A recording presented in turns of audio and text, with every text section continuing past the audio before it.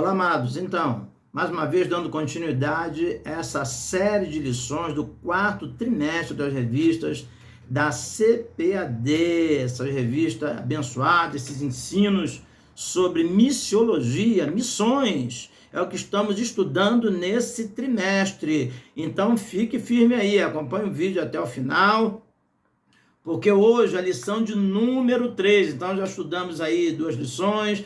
Semana passada estudamos aí missões transculturais, a sua origem na natureza de Deus. E hoje, lição de número 3, missões transculturais no Antigo Testamento.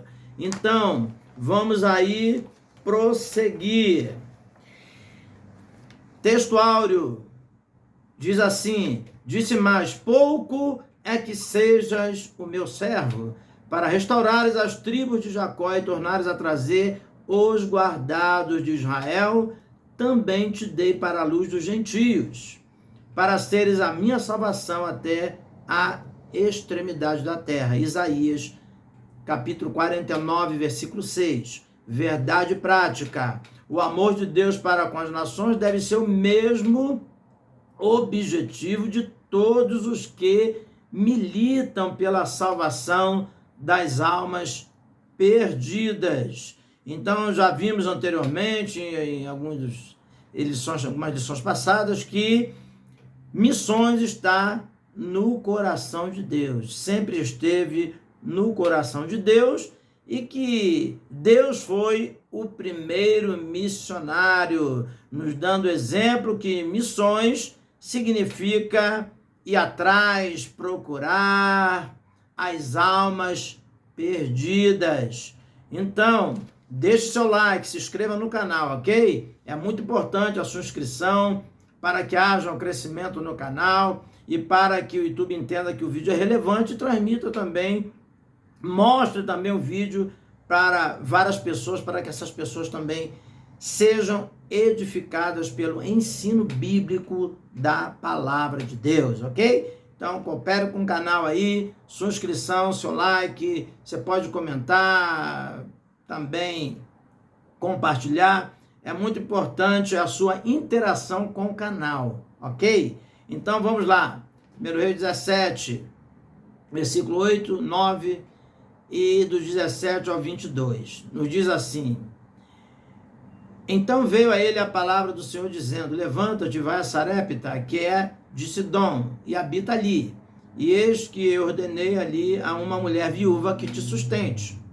E depois dessas coisas, sucedeu que adoeceu o filho desta mulher, da dona da casa, e a sua doença se agravou muito, até que nele nenhum fôlego ficou.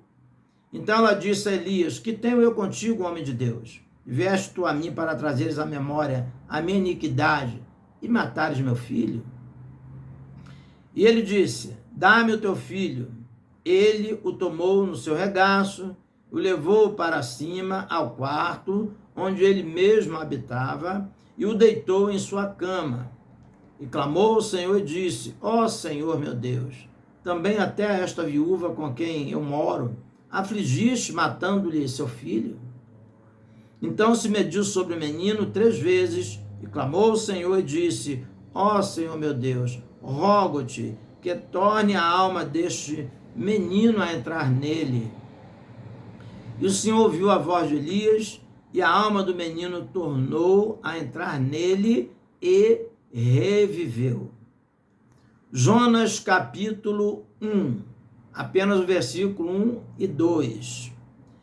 E veio a palavra do Senhor a Jonas, filho de Amiltai, dizendo: levanta-te, vai à grande cidade de Nínive, e clamou contra ela, porque a sua malícia subiu até a mim, ok? Então, prosseguindo aí, nas missões transculturais do Antigo Testamento, nós temos aí como palavra-chave, palavra é Antigo Testamento. Então sabemos que o Antigo Testamento é os relatos bíblicos que se deram antes de Cristo, antes do nascimento, do aparecimento de Cristo, que vai de Gênesis ao profeta Malaquias. Então, é a série do Novo Testamento. Então, são as duas divisões da Bíblia, né? São duas divisões, Antigo Testamento e Novo Testamento. Então, mostrando que essa lição especificando que missões está contida também no Velho Testamento. Como vimos aqui, o profeta Elias, que atravessou fronteiras e foi enviado até esta viúva, a viúva de Sarepta, e também o profeta Jonas, que Deus mandou ele ir à cidade de Nínive, isto é, a capital da Síria, né? Então, ele foi enviado. Então, missões transculturais, enviado aí a outras nações. Então, isso lá no Velho Testamento, nos mostrando aí alguns exemplos de missões transculturais, ok? Introdução. Na lição anterior, vimos a natureza missionária de Deus por meio de sua relação com Abraão. Esta lição tem o propósito de considerar a nação de Israel como um povo escolhido, com um propósito missionário, e tomar como exemplo desse movimento missionário de narrativas bíblicas sobre Elias e a viúva de Sarepta, e a ida do profeta Jonas a Nínive, e finalmente analisar as alianças de Deus com a humanidade a partir da nação de Israel. No Antigo Testamento, contudo, o conceito de missão, da forma como conhecemos hoje, não aparece com clareza no Antigo Testamento em relação à nação de Israel como povo escolhido de Deus. Então já vimos aí que o propósito de Deus em levantar Israel, o propósito foi que Israel, conforme já vimos anteriormente, fosse uma nação sacerdotal e que através de Israel se desse a conhecer a todos os povos, a todas as nações, desse a conhecer o poder de Deus, a palavra de Deus, para que Deus Todo-Poderoso fosse reconhecido por todas as nações. Tópico de número 1, Israel, um povo escolhido para um propósito missionário. Subtópico 1, o plano de Deus. O Senhor nosso Deus planejou desde os tempos antigos que o testemunho de Jesus Cristo fosse proclamado a todos os habitantes da terra. Gênesis capítulo 12, versículo 3, Mateus 24, 14, Mateus 28, do 18 a 20. Então, Gênesis 12, 3, conforme já falamos anteriormente, a passagem de Deus diz para Abraão: sai da tua terra e da tua parentela e vai para a terra que eu te mandar, te abençoar-te, tu será uma bênção, né? E daí por diante. Ou seja, a vontade divina era que todos os moradores da terra tivessem conhecimento a respeito da pessoa de Jesus. Nesse sentido, o meio planejado por Deus para o mundo conhecer o seu Filho passava por uma nação de Israel, é claro. O Pai chamou a nação de Israel para ser um povo missionário. Dessa forma, os israelitas deveriam ser testemunhas de Deus. Então está aí Isaías 42, do 5 ao 7, 43, do 10 ao 13, nos fala aí sobre Israel, que Deus chamou como testemunhas, para testemunhar nas nações. Subtópico 2, a falha de Israel. Os israelitas se contaminaram com as religiões pagãs dos povos vizinhos, além de se preocuparem muito com a identidade racial e nacional, deixando de lado a vocação de ser testemunhas para Deus. Nesse aspecto, são muitos os relatos bíblicos que dão conta dos desvios dos israelitas, de sua desobediência, idolatrias e pecados morais, que relativizaram a aliança com Deus. Está aí Ezequiel 22, versículo 1 ao 5. Entretanto, em meio a tudo isso, Israel não deixou de ser bênção para outras nações. Subtópico 3. A contribuição de Israel para o mundo. Apesar de suas falhas, Deus tornou Israel uma bênção para as nações. Por exemplo, os judeus receberam e preservaram o Antigo Testamento ou traduziram em grego, a língua mais usada naquele período, além de escribas judeus, manterem viva a ideia de que um dia os povos e as nações ouviriam a palavra de Deus e responderiam a ela. Nesse sentido, Jesus Cristo, a palavra encarnada, veio de Israel como o Salvador do mundo. João capítulo 4, versículo 42. Tópico de número 2, o amor de Deus para com outras nações. Subtópico 1, os olhos de Deus sobre todos os povos. Jones Brown, erudito em missiologia, que escreveu sobre os fundamentos do Antigo Testamento para missões, afirma que desde o início Deus mantinha seus olhos em todas as nações e povos. Podemos perceber isso nos capítulos 40 a 55 do livro do profeta Isaías, na ida do profeta Elias a Sarepta e no livro do profeta Jonas, onde nós lemos na leitura bíblica em classe anteriormente. Nos livros proféticos encontramos profecias de restauração, incluindo um dia futuro no qual as nações estarão entre os redimidos. Isaías 45, 6, 22 e Isaías 49, 6, Isaías 52, 10. Portanto, a preocupação de Deus para com as nações é clara no Antigo Testamento. Então, nós vemos vários textos lá no Antigo Testamento em que mostra a preocupação de Deus em salvar todos os povos, não somente Israel, mas os povos de uma forma em geral. Subtópico 2, a viúva de Sarepta e o profeta Elias. Sarepta é uma antiga cidade fenícia, localizada próxima ao sul de Sidom. Quando Elias profetizou a grande seca que haveria na terra e castigaria Israel, Deus o enviou juntamente à cidade de Sarepta, a casa de uma viúva que era muito pobre. Quando Elias chegou, ela estava preparando a última comida que tinha em casa. Já convencida de que ela e seu filho morreriam logo depois.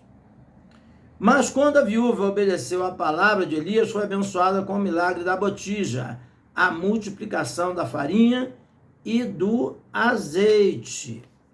Em seguida, o filho dela adoeceu e morreu. Nesse momento, Elias fez uma coisa maravilhosa que ela nunca esperaria. Pelo poder de Deus, o profeta ressuscitou o menino e o restaurou à vida. A mãe do menino falou: nisto conheço agora que tu és homem de Deus e que a palavra do Senhor na tua boca é verdade. 1 Reis, capítulo 17, versículo 24. Dessa forma, Deus se tornou conhecido de uma estrangeira. Subtópico 3, a missão de Jonas em Nínive. Jonas foi um dos poucos missionários bíblicos para os estrangeiros.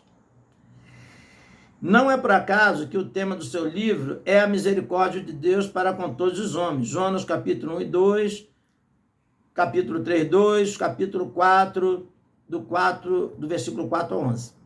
Mesmo não tendo um conhecimento mais claro sobre de que maneira Israel deveria abençoar as nações, Jonas recebeu a ordem específica de ir a Nínive para advertir aquele povo sobre o juízo, divino que estava prestes a se abater sobre os ninivitas, como consequência de seus muitos pecados. Nínive era a capital da Síria, uma nação perversa, cruel e imoral. Naum, capítulo 1, versículo 11, Naum 2, versículo 12 e 13, Naum 3, aí, versículo 1, 4, 16 e 19, então está aí relatada sobre a cidade de Nínive e como esse povo era perverso, cruel e imoral.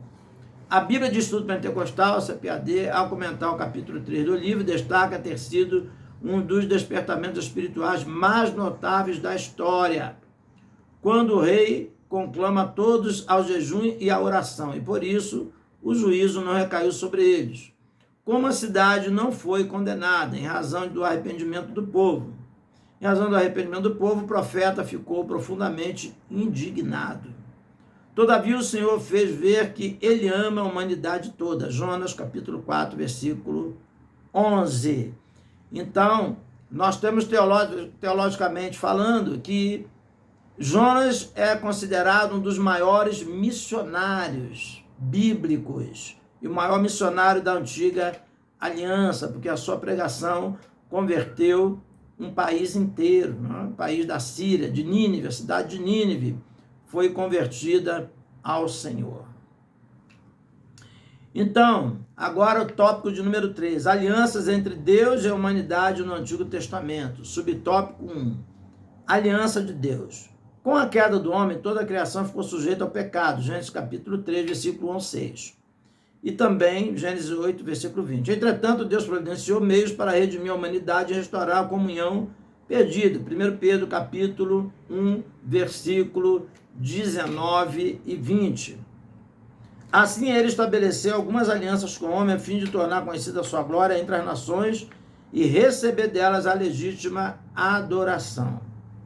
Por isso há na Bíblia alianças denominadas condicionais e incondicionais entre Deus e a humanidade.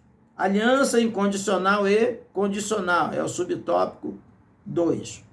Aliança incondicional é uma disposição soberana de Deus mediante a qual ele estabelece um contrato incondicional ou declarativo com o homem, obrigando-se em graça, quer dizer, o próprio Deus, ok? Obrigando-se em graça, por um juramento irrestrito, a conceder de sua própria iniciativa, a iniciativa do próprio Deus, né? Bênçãos para aqueles com quem compactua. Então está aí Gênesis capítulo 12, do versículo 1 ao 4. Então o nome já diz, aliança incondicional, que isso aí não exige uma condição. Porém, a aliança condicional é uma proposta de Deus. Então agora aqui já exige o quê? Condição, existe uma condição. Por isso o nome condicional. É um contrato condicional e mútuo com o ser humano, segundo condições pré-estabelecidas. Ele promete conceder bênçãos especiais ao indivíduo, desde que este indivíduo cumpra perfeitamente certas condições. Então, por isso, condicional.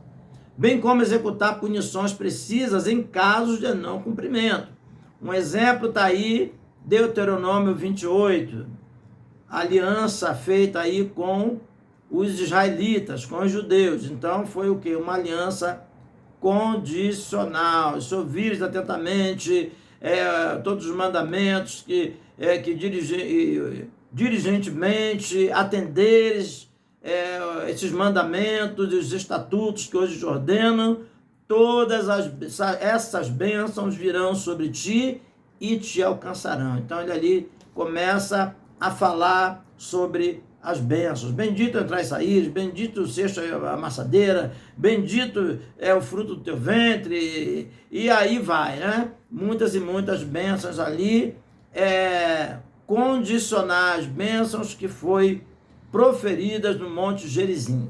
E logo a seguir nós temos lá as maldições proferidas no Monte Ebal para a desobediência. Então vamos lá. Assim, por meio de suas alianças, Deus firmou um compromisso com o rei Davi de alcance mundial, que resultou no advento do Senhor Jesus como Salvador enviado por Deus ao mundo. Então está aí, Gálatas capítulo 4, versículo 4, nos confirmando que Deus enviou Jesus aí, nascido sobre a lei. Quer dizer, ele cumpriu aí, nasceu do ventre de uma mulher, né? De uma virgem chamada Maria, e ele habitou entre nós como um homem, né? Então daí ele cumpriu a lei, e sem pecado.